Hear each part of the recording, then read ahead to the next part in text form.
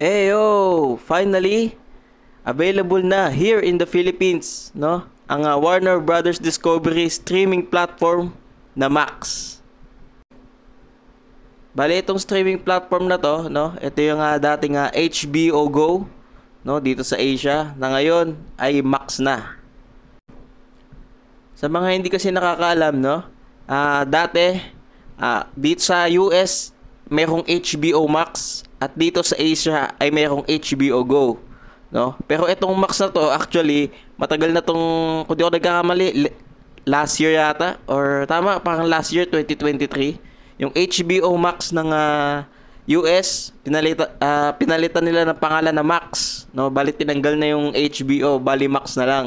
So ang natira dito sa Asia is yung HBO Go, no? At yun na nga, tuluyan nang nawala kahapon at napalitan na rin mismo nitong bagong streaming platform nila na Max.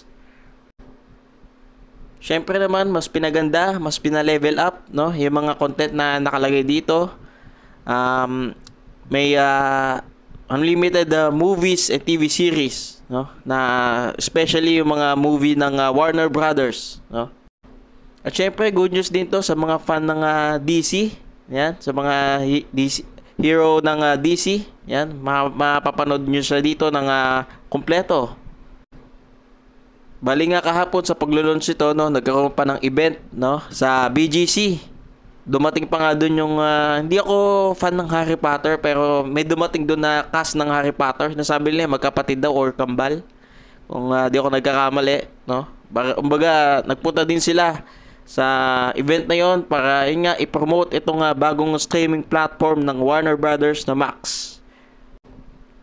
Napakagandang strategy din ito, no? Para kahit paano hindi lang hindi ko na babanggitin kung ano yung ibang streaming, pero kahit paano magkaroon ng competition sa streaming. Alam naman natin na mayroon ng mga big companies na nag-launch dito ng mga streaming platform, no? Bale itong sa Warner Brothers, mas pina-level up at mas pinaganda at mas tatapatan pa nila yung ibang streaming platform na sikat na dito sa Pilipinas.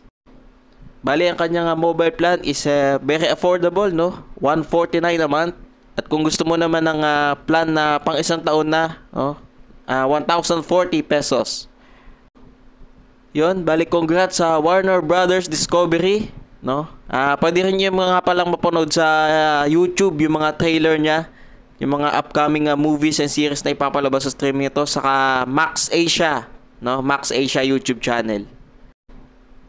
Napakagandang timing nito, magpapasko na. Alam niyo naman, syempre pag may Christmas, mga tao, mga movie na hanap, no? At syempre, maganda, ang talagang masaya dito for sure is yung mga fan ng Warner Brothers. Tulad ko, fan ako ng Warner Brothers, no?